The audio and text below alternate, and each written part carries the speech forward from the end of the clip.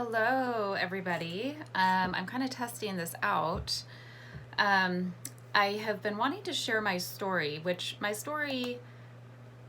kind of in the middle of it. It began several years ago, but it really kind of took a sharp turn in June. And the reason I want to share it is because I'm hoping it'll help other people. So I will be sharing the more I kind of like dive in to this journey that I'm on. So let me first say my name's Jessica Parker. I am a holistic health coach. I have a master's in health psychology. I'm also a fitness instructor.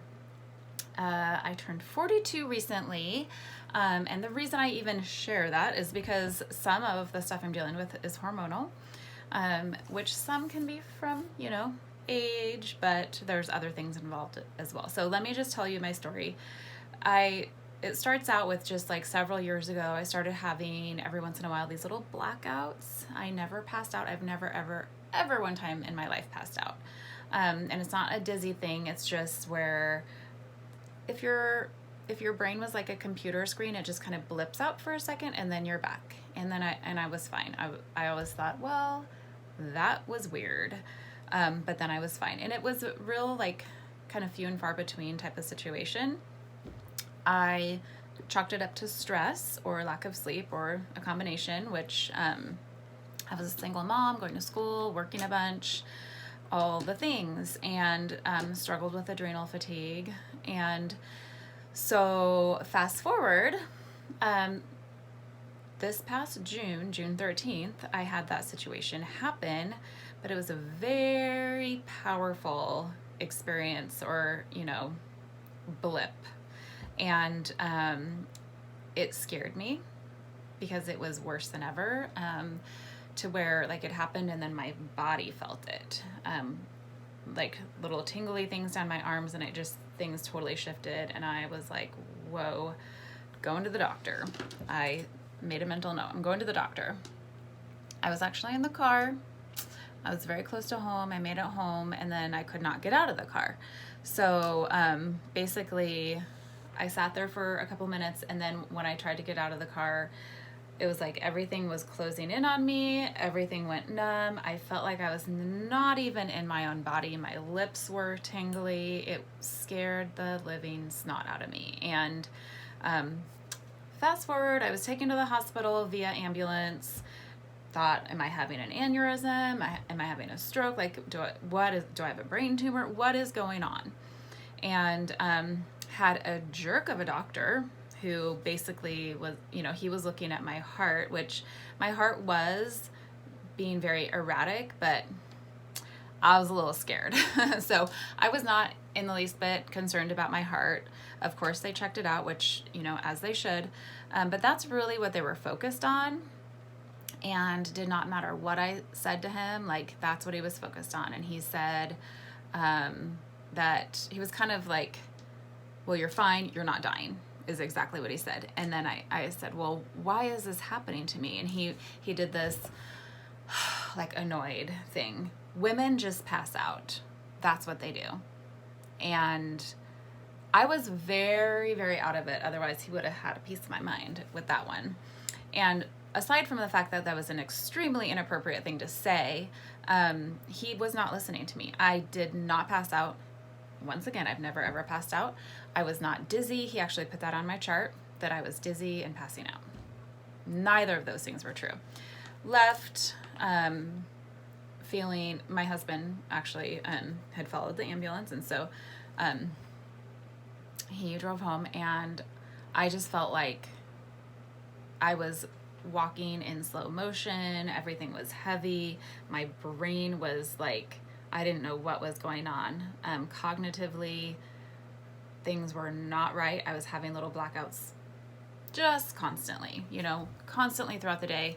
It took me probably a few weeks to bounce back even like halfway. Really horrible fatigue. Anyway, I went to another doctor in the emergency room, not the same one, because I would not deal with that man again. And she did an MRI, and she mentioned MS to me, which in my mind, I was like, no lady, it's not what this is. I really didn't know anything about MS, aside from a couple of people I've known throughout my life who've had it or who have it, and I just didn't know. I did not know enough. And so she happily told me that the MRI of just my brain was clear, and I was very happy because at that point I was convinced that I had a tumor in my brain. So we left, and she said, if this comes out clear, this was before I actually had the results, then you need to connect with a neurologist. So, which, thank you for listening to me. I mean, hello. So we left, and I scheduled an appointment with a doctor. I did not have a primary care physician. What I needed was simply to have an appointment with a doctor in order to get referred to a neurologist. Did that. That doctor, a woman who I totally expected to listen to me, did not. And she was patting me on the back. Oh, it's just stress, and kind of giggling. And oh, you guys, seriously, I cannot believe some people, but I was fighting back tears because I was ticked off. And she was taking my heart rate at one point, and she's like, yeah, your heart rate's a little high, and said something about coffee. And I was like, no, I didn't say this, but in my head, you're making me mad is why my heart rate is going up. And that's exactly what was happening. So she basically ordered some tests that were just kind of dumb, just to kind of, she didn't know what to do. And left with kind of the prescription of have some more me time, which is like, anyway, that's not what I needed. So needless to say, let me fast forward. She did mention MS as well. I've had several people mention it to me. And so finally, and she was really quizzing me on it. Like, do you have it in your family? Like, just on and on. I was like, no, I have some neurological stuff, some autoimmune stuff in my family, but no, nobody has MS. Get off of it. Like, why are you doing this? So finally, because so many people had mentioned it to me, I started looking into it. And I then, for one, a lot of the symptoms really, really resonate with me, because they're not just in the brain. Also, I have a lot of fatigue, and then symptoms throughout my body, my legs. I won't go into it, but I'll just say that a lot of the symptoms I have align. And then, so instead of waiting, because I was waiting and waiting and waiting to get into a neurologist, and then one of them said, we're not taking any new patients. And then another one, they called me and said, well, it sounds like you need a specialist. That's not what we are, which I appreciate that they said that. So I got online and I found a functional neurologist near me, which I don't know why I didn't do that to begin with, but a functional neurologist, like the holistic perspective, essentially, they're going to look at things from the inside out, and they're going to take everything into consideration and not just like have a diagnosis and give you a pill. And so he as well suspects MS. I'm still waiting to get in. He cannot diagnose me. He cannot like do an MRI. So we are connected with OHSU in Portland, waiting for me to get in. There's a lot of wait, because that's how neurology is working right now with the demand. And so it sounds like it's going to be soon, but so there's no official diagnosis, but really truly what is going on with me, it's clear that I have some autoimmune stuff going on. It's clear that I have neurological stuff going on. And so he is treating me using red light therapy, using electromagnetic devices, a TENS unit, doing a lot of eye movement therapy, which a lot of it has been really great. And he's noticed huge improvements, and I have as well. I still have cognitive things, but not like I did. And if it is MS, the way MS is you like have, there's different ways that it can present, but at times, depending on what exactly you're dealing with MS, it can kind of flare and then go away, and then flare and go away type of thing. So I don't know what I'm dealing with, but I am happy that a lot of the a lot of the symptoms have subsided, but then they'll come back like during, like I notice a hormonal connection, like the week before my period, my symptoms get really bad. I've noticed if I'm not getting very great sleep, my symptoms get worse. If I'm stressed out, my symptoms get worse. So then let me share this other piece of information with you. I checked my thyroid in March for the first time ever, and I ran the full panel. You guys, if you have your thyroid checked, do not just get TSH. Do not just get TSH and T4. TSH, T4, free T3, free T4, reverse T3, and then your antibodies for, well, they're checking for Hashimoto's. You must run all of those because the TSH and the T4 tell you really nothing unless your thyroid is so crazy that those are affected. Let me just give you a little teeny bit of information. The TSH is where it all kind of starts with the cascade, and that will trigger the T4 to be produced. The T4 still does nothing. You're not getting like anything happening with your thyroid yet. The T4 has to be converted to T3, which is where the gas is. That's where your thyroid is going to start going. So if you are not converting T4 to T3, which is very typical, then you're not going to be feeling good. You're going to have all these symptoms. And so if they're just looking at TSH and T4, you could be totally off underneath all that and nobody's going to know. The doctor's going to say, you're fine.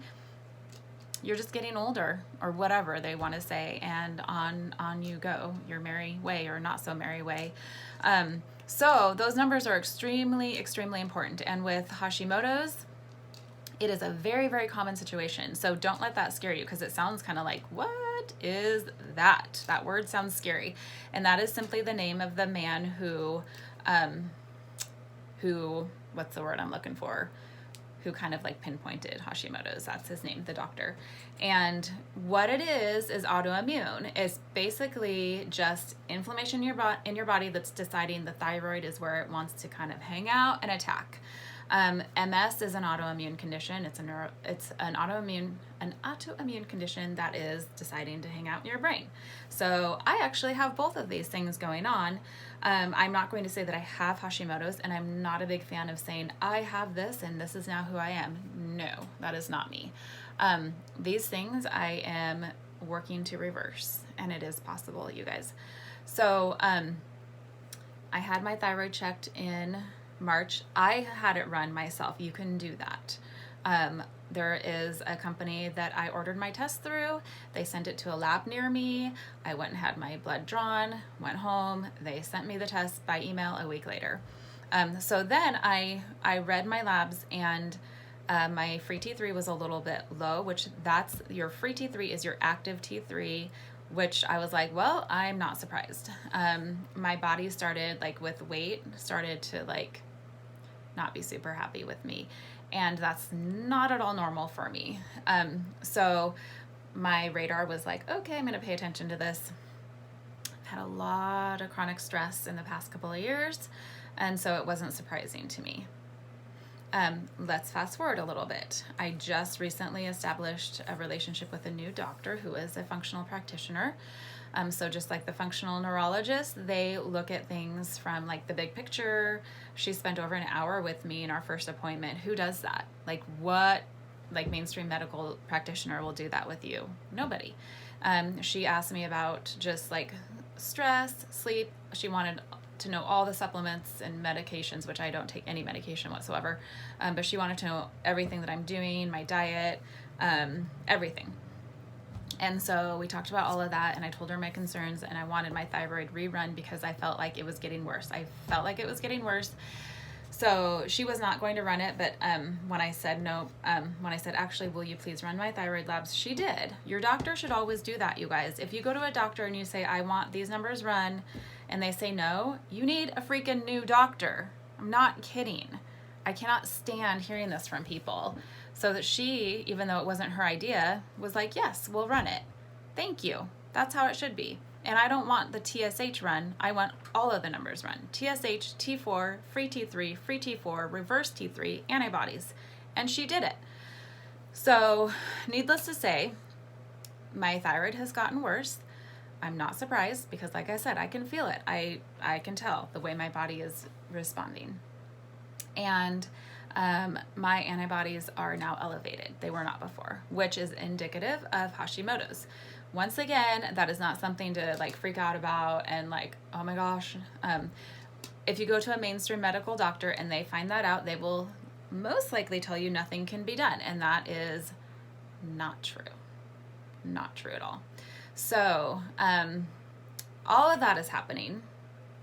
I have had one doctor mention mercury toxicity because previous to June, I had a bunch of dental work done. I was a single mom for 8 years. I did not have the time nor the money to pay attention to myself and get stuff like that done. And so I didn't. And so most recently, I had a tooth that was bothering me. So I was like, okay, gotta go get this taken care of. And I have the means and the time and the everything to do that now. And so he basically just fixed a bunch of stuff that needed attention. Old fillings that needed attention because they were, they get old, they get leaky, all that kind of stuff. I had mercury amalgams. And so anything that he was like disturbing to try to fix, I said, please put the white fillings in. I know mercury is not good. I didn't really know anything about it. But so let's just do the white stuff. And they did. That's great. However, what is happening, what's becoming apparent to me is that I have this perfect storm with the excessive stress, with the exposure to mercury, and then I've been also exposed to high amounts of pesticides in the past couple of years because of where we were living. So what does that mean? All of this stuff, you guys, let me tell it this way. I did talk to another doctor who said, it sounds like you've had all this stress and things like that have like caused weaknesses, and in particular in your brain, and something like mercury will come in and take advantage of that and just have a heyday. And that is what it seems is going on. So I've been diving deeper into all of this because let me tell you, heavy metal toxicity, mercury in particular, mercury loves the brain, and it will also attack the thyroid. It causes autoimmune disease. So I have a number of things going on to where stress and toxicity just come together and take over. That's what I have going on. So I think that a lot of us hear some of this stuff and think, yeah, well, okay, it's probably not good, but what are we going to do? But in a way, this is a blessing in disguise because I have the opportunity to turn it around. It'll take some time. It'll be a journey, and I will share that journey. The day before yesterday, I went to a biological dentist. What does that mean? It's basically like seeing a functional neurologist or a functional doctor. So this dentist, they do not use mercury. They also safely remove mercury. So this is the problem. When I went to the dentist and had all this stuff like worked on and disturbed, then that will release mercury in excess.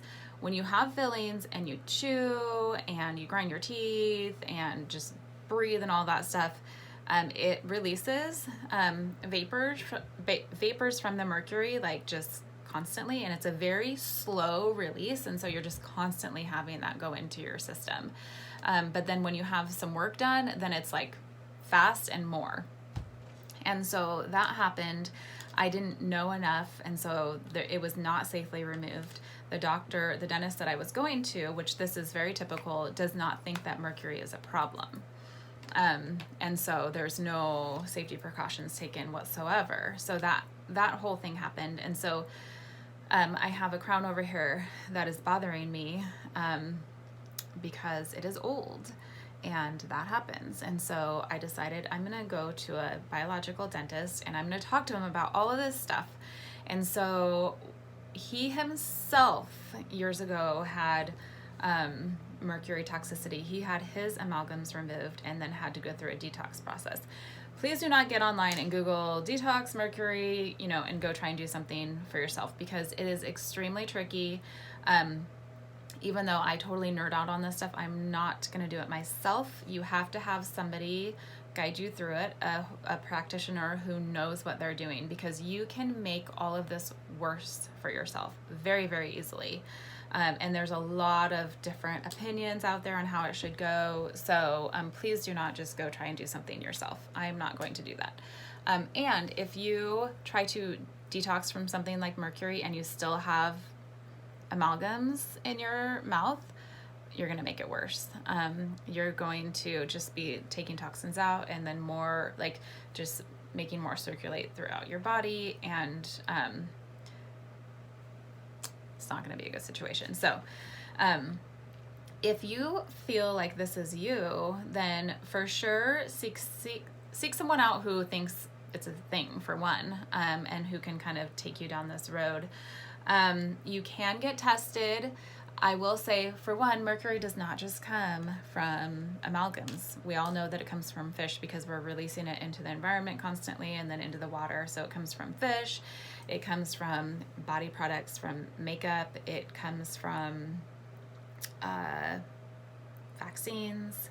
There are many, many ways, certain like energy efficient light bulbs, lots of different ways. Amalgams are something to where you get a high dose of it and it's sitting there in your mouth. So obviously it's going to affect you a lot more. But different tests will tell you different things. So a hair follicle test is something that where like the mercury in fish will show up, but not the mercury in amalgams. You can get a blood test, you can get a urine test. There's different things that you can do. What I have researched has led me to the try test, which I've not done, and I'm not even sure I'm going to. It's expensive. It's like $350, but that is a test that was developed in order to actually see what mercury, like from amalgams, is in your body, because that type of mercury likes to hang out in your tissues and your brain, and a blood test, a urine test, a hair follicle test will not show you that stuff.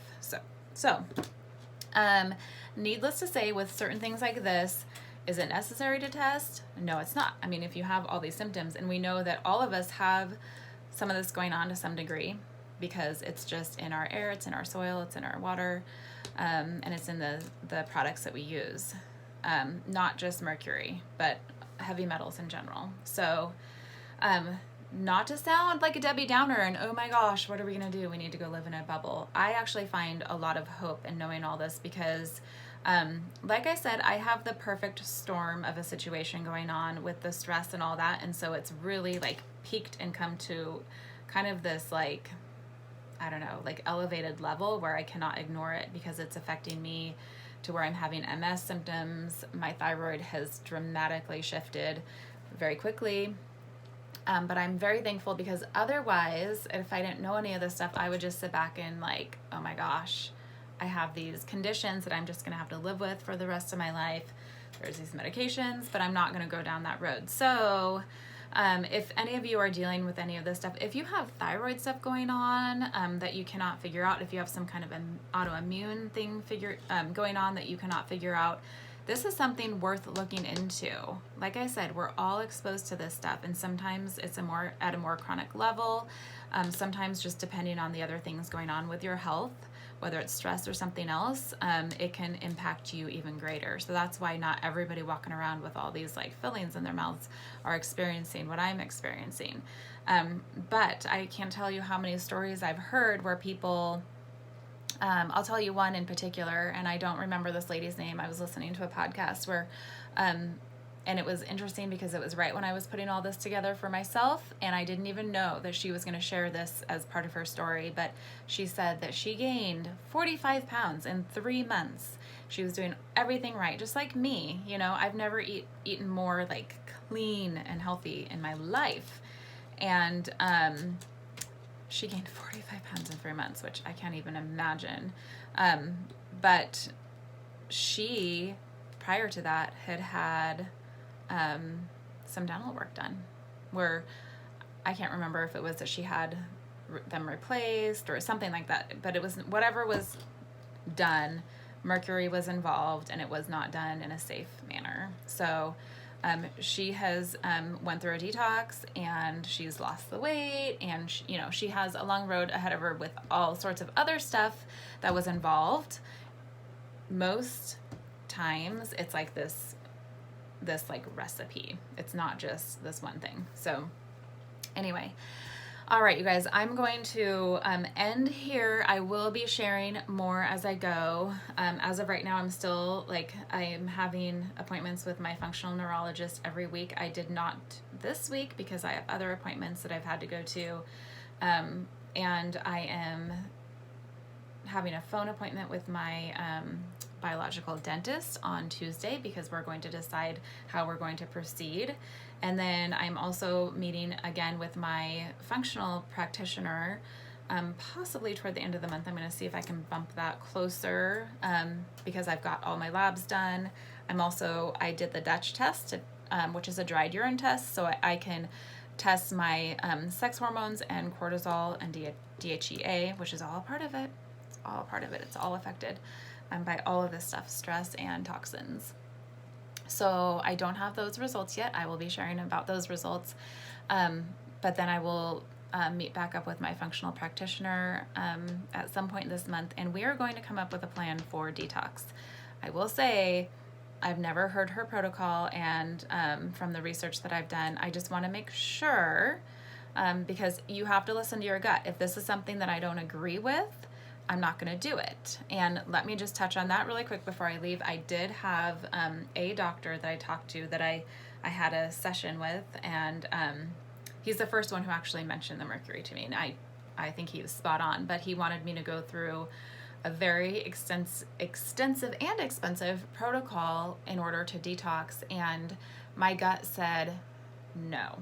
I definitely felt like he was going in the right direction because he was like the stress and the mercury, and for sure.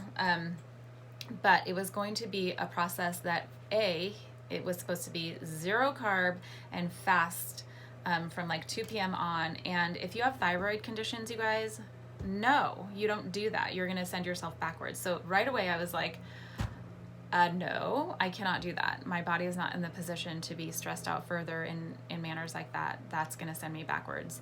And then the other piece of that is that he did talk about having the mercury removed safely with a biological dentist, but what needs to happen is that has to happen first, and that's not how his protocol was going to work. And so you always have to listen to your gut. Do your research and listen to your gut. So if you guys have any questions about it, please message me, email me, whatever, get a hold of me. I would be happy to talk about it. And like I said, I'm in the middle of my journey. I have a ways to go, and I will be sharing more. But this is just basically listen to your gut, do your research. Do not just, I'm just not willing to just be like, okay, I'm waving my flag. This is how I'm going to be, and I'm going to take a pill. It's not necessary. So it takes some effort. It takes some effort to really fight for yourself and advocate for yourself, but it's worth it. All right, you guys, chat with you soon.